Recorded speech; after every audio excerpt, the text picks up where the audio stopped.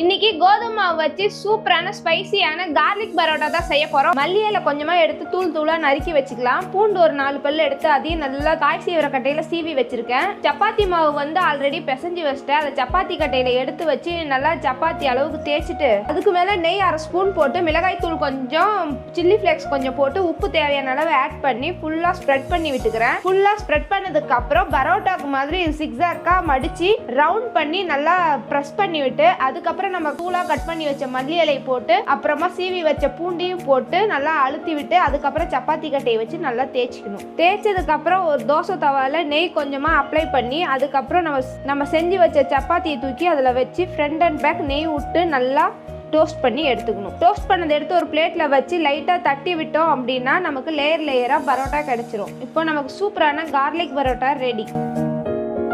இதோட garlic சேர்த்ததுனால taste ரொம்பவே செமையா இருக்கு.